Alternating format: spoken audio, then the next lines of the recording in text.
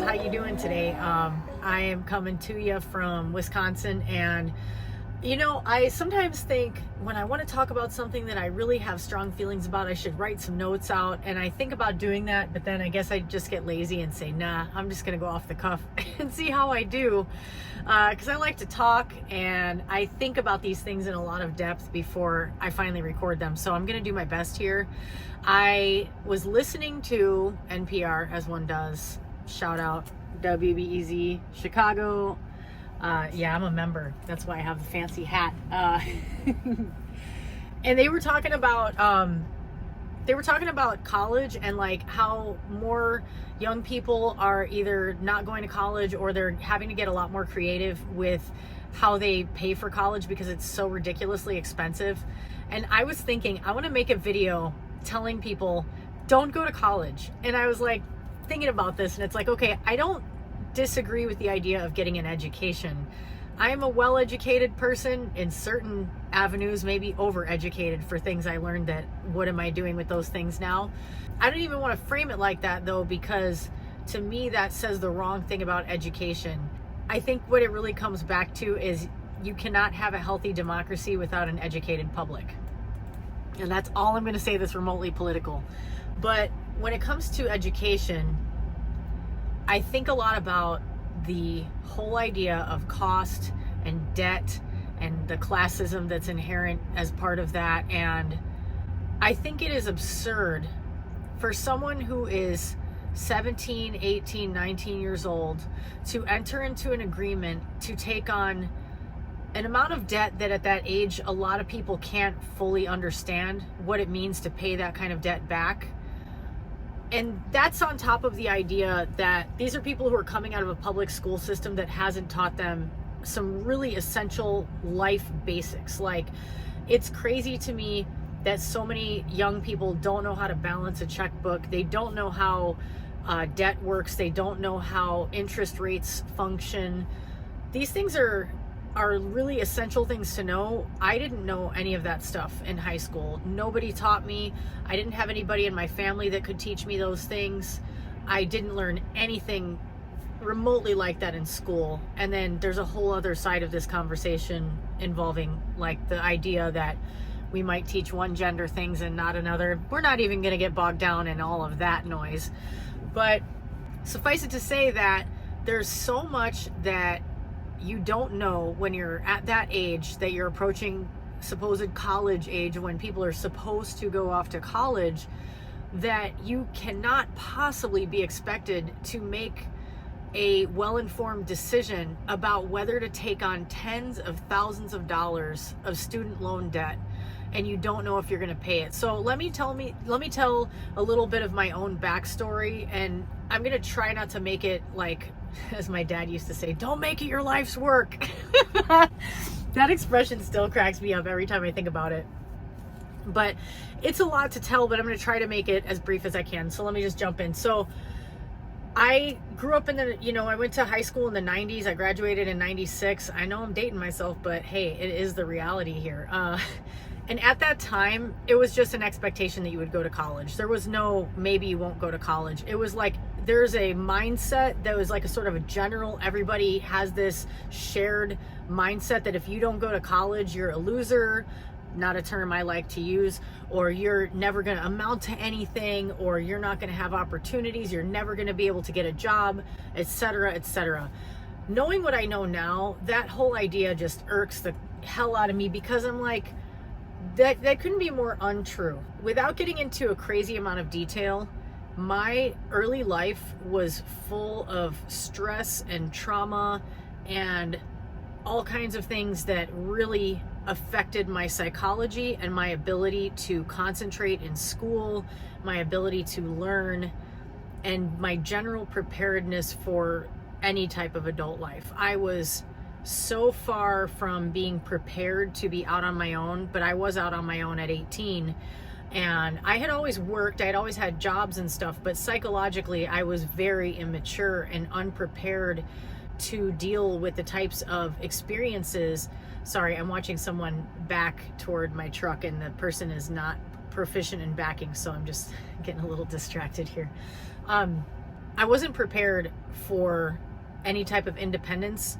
And even though I had always been, despite all the crazy stressful things I had been through, I was always a pretty good student. I was always like, 3.5 GPA type student. Not the best ever, but not terrible. Got good test scores, all that stupid stuff that's supposed to measure your intelligence, but really measures your ability to absorb and regurgitate information.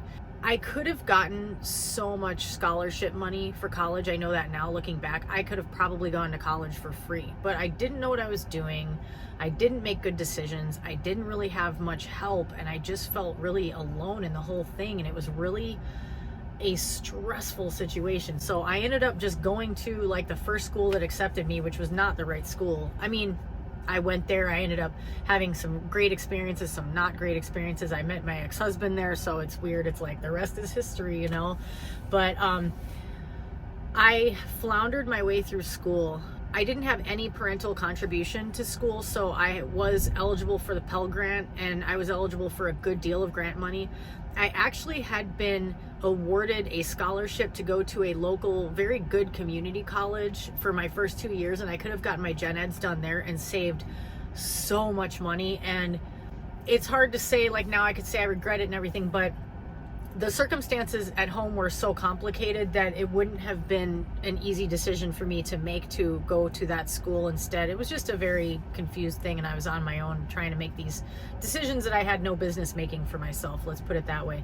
So I ended up I was very fortunate that I got a lot of grant money, but I also took out a lot of loans that I had no idea how I was going to pay back. And it was like this normalized thing in that period of time that we used to joke, like me and other college kids, and you'd see like people would write columns in the school paper where they would say statements like this jokingly, but it was like an open joke that's not a joke, like, oh, I'm gonna be in debt forever, I'm gonna be in debt until I die. It was just this thing that we accepted and nobody even questioned it. And I look back on that and I'm like, that's insanity. It took me forever to get through college. I kept changing my major. I changed it after my second year, and I changed it after my fourth year again, or added a major after my fourth year. So I decided to double major. I double majored in art and journalism. And again, I don't regret it. I learned so much. I had some amazing professors. I enriched myself. I became a much more diversified thinker. I learned so much, and I could never say that I regret going to college. I just wish that I had had more experience under my belt in like the quote unquote real world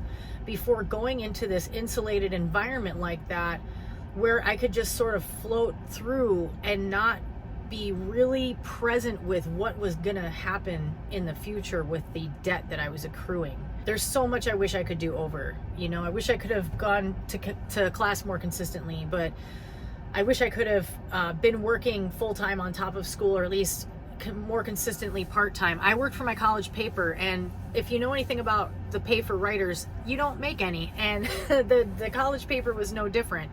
Am I glad I worked for the college paper? Absolutely. It has everything to do with why I'm speaking to you now, why I want to do a podcast, why I want to write books, and I will do all of these things because I'm just going to do it. But it wasn't a way for me to make money to pay down my student loans while I was in school.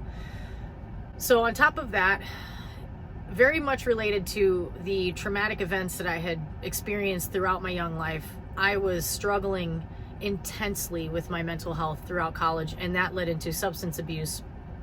And in college, I struggled with a deep and persistent suicidal ideation for years.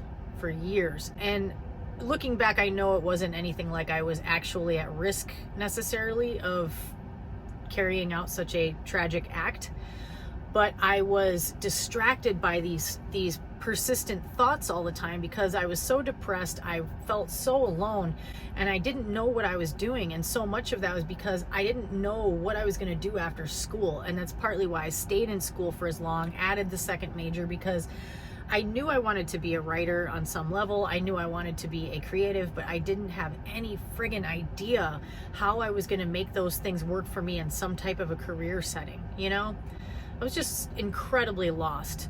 So fast forward, I end up working as a reporter for a local community newspaper. I do that for a couple of years. I decide I cannot stand sitting still. It makes me crazy. As much as I love writing, I love interviewing people. These things are natural abilities for me that I kept getting better at. But I decided to become a personal trainer because I had always had a passion for fitness and for helping people, and I wanted to work one-on-one with people and help them improve their health. And I did that, and I was a trainer for 9 years altogether. And then at some point during that, later in the first part of my training career, let's say, I decided stupidly that I was going to go to culinary school. And I had gotten really obsessed with food and cooking, and some of that was not a healthy obsession, but that's another story for another day. And at the time, my now ex-husband taught for a school that by working for that company, he wasn't a culinary instructor, but an art school, broader private art institution. And side note, being involved in a relationship with someone for years who worked at a private education institution, that also really helps you see what an absolute scam so much of that is.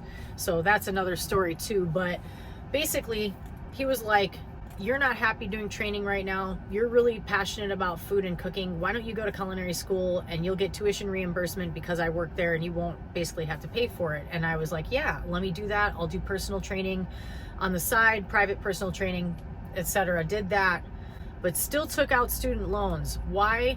Because I was an idiot, because I didn't understand. I didn't think it through. This was like late 20s. I still had no handle on financial intelligence. I still hadn't educated myself. And there's so much more to it that I won't get into because I'm trying not to make this a million years long. I'm trying not to make it my life's work. Long story short, again, I was almost finished with the 1.5-year program. I was in the last quarter of school, which was very intensive. I was interning in a Michelin-starred restaurant. Deep in my soul, I knew that I was not doing the right thing, and it was incredibly stressful to work in these high-pressure restaurant environments when I knew I didn't belong there. It was totally messing with me all the time. Right when I was in the middle of that last quarter of school, my marriage came to a sudden end, and very much unexpected for me, and it was wrenching and humiliating and shattering. And it was like, okay, now start life over. So I'm only telling you all of this stuff to give context for like how I ended up in all that debt and how I was not in a psychological position to deal with any of it, because when I was taking on this second round of student loans, I was totally thinking, we're taking this on as a couple, we're going to work through this as a couple. I didn't realize that I was going to be taking all that on my own. And before you ask, it wasn't the kind of thing where we could divide up. Not that I would even have wanted to do that. He has a master's degree. He's got plenty of his own student loan debt to worry about, so that's a whole other thing. Anyway, I don't really feel happy to tell all of my, sort of unhappy history things in this whole anecdote, but the reason I'm sharing that is because my story is not that unique. There are so many people who go to college and take on all this student loan debt, and they're meanwhile going through things that are a result of what they went through. They're going through traumatic events. They're dealing with mental health, which is a huge national/international crisis in our world right now. I am certain that there are maybe a majority of young people in college right now who are currently accruing all this debt that they don't even fully grasp yet, and are also struggling intensely with mental health issues that are preventing them from really focusing on school. So all of this to say, I hope this is kind of like making sense in a way that I'm going to bring it together, and here's how I'm going to bring it together. Don't go to college. Don't go to college. Not to say don't ever go to college. Not to say don't ever get a college degree or seek higher education.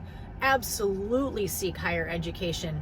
There is no end to what you can learn in this life, and there are a lot of different ways to do it, and you don't have to go to a 4-year college or even a 2-year college or any college to learn all the things you need to learn.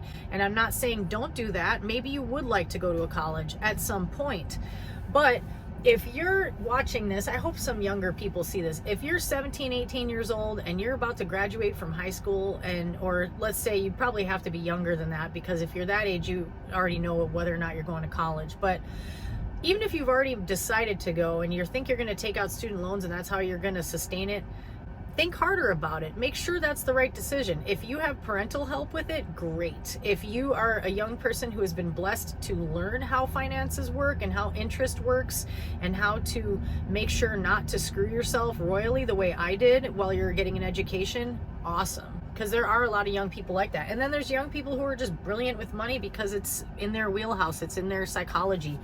Fantastic. You know, if you're one of those people, absolutely more power to you.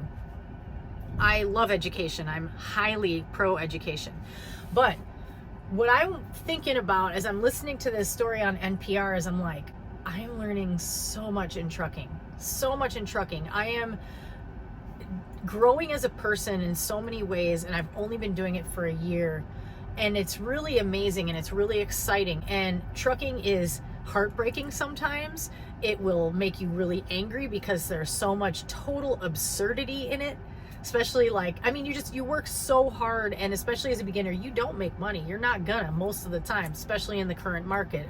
Of course, there are, my feet are falling asleep because I'm sitting funny. Of course, there are exceptions to anything, you know, like there's people who have a hookup. They know somebody who's gonna pay them really well for whatever reason. You don't know. There's always different types of situations, but I would venture to say the vast majority of people right now in trucking with the current freight market are not going to be doing great, you know, but you can do something like trucking. And I'm only saying trucking because that's what I'm doing and that's kind of what I've been thinking about. But go to a trade school, go do something totally with your hands, go learn a different skill set, because I'm thinking about this. Okay, let me just say one thing. This is going to sound dumb, but I'm going to say it anyway.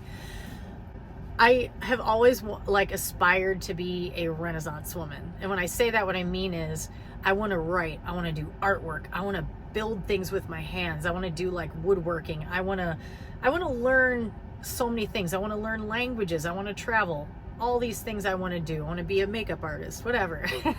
These are all things that there's all these different things you can do, and you might not do them to make money, but they develop your mind and they develop your, when I say mind, I don't mean just like intelligence. I mean, they develop you in this broader way as a person, and your versatility. Trucking is one of those things. Trucking is the kind of thing that builds your character because it can be so incredibly stressful. Like I said, it can be heartbreaking. It can be intense. It is very exhausting. It will build your endurance. You will sink or swim. I sound like some military. You will sink or swim. You could join the military, although I'm not going to say anything about that. Much respect for those who serve. No question about that. Just saying that I think that a lot of times people don't always, I'm watching these two trucks like dance with each other in this lot. I'm trying to figure out what's going on here. Sorry. A lot of people have experiences in the military that are not what they expected. That's what I was kind of thinking with that. No disrespect whatsoever. Quite the opposite. But no, I want to make this emphasis of considering an alternative to what maybe has been sort of drilled into you, that you have to go to school or something, and oh my God, how am I going to pay for it? I got to get loans and da-da-da. Like, okay, let me just say something to sort of like really drive the point home. I'm going to be 45 this year. I don't go around yelling my age. It's weird. It's weird for me to think about. Anyway, I think a lot about, I have an immense amount of student loan debt. And of course, one of the reasons why I'm doing YouTube and hope to be successful on YouTube is I would absolutely love to pay off that student loan debt, because I have this, it feels terrible. It makes me feel like not a failure, but it makes me feel like somehow I'm a bad person because I'm carrying all this debt.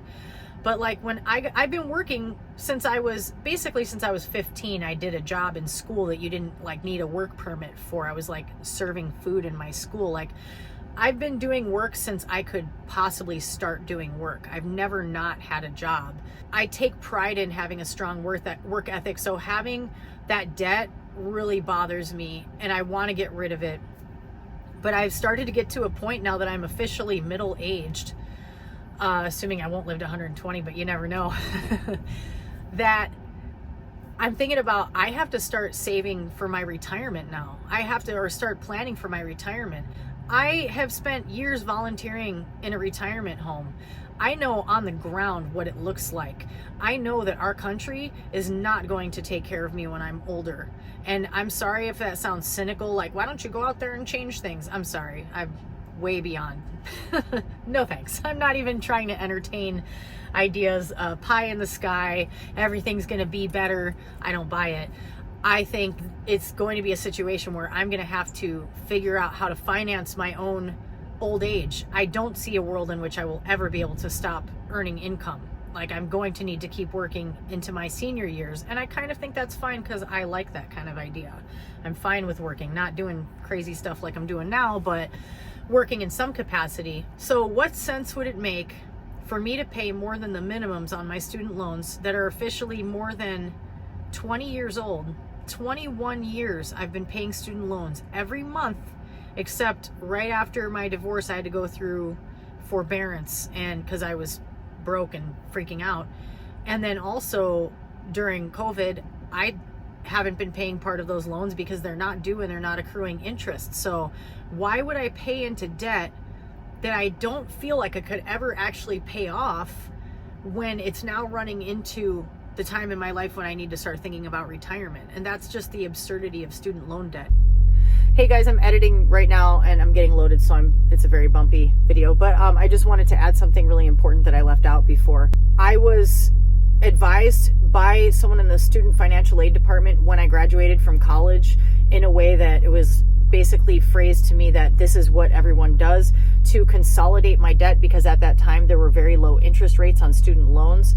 Those loans were being sold to Sallie Mae, and some of you know Sallie Mae became Navient. Navient is a widely known predatory, vicious vampire of a company that will go after people and bankrupt them to get every cent of the student loan money that they are owed. So in hindsight, I wish my student loans had not been consolidated under that, because that's a private lender that is not under the jurisdiction, I think, of like the Department of Education or however that works. So it ends up putting you in a far worse financial situation over time. So that helps explain why I graduated with a certain amount of debt that is now several $1,000s more than it was when I graduated, despite the fact that I've been paying, minus those times I mentioned, every month for more than 20 years. Oh, also, I'm trying to think ahead of time of what questions people are going to ask. Before anybody says, oh, well, you've been paying for 20 years, aren't you eligible for certain forgiveness of student loans? There are certain very limited circumstances under which people are eligible for that, and it typically has to do with what type of work you've done. So if you've worked for a nonprofit for, I don't know if it's even 20 years, it might be fewer than that, but if you've worked for a nonprofit for a certain set period of time, I want to say it's at least 10 years, and you've paid every month without ever having to go into forbearance or ever missing a payment, then I think under those circumstances, and probably with some other fine print, you can be eligible to have your student loans forgiven. But those are very rare circumstances. I do not fall under any of those circumstances. It is indentured servitude. It doesn't make sense.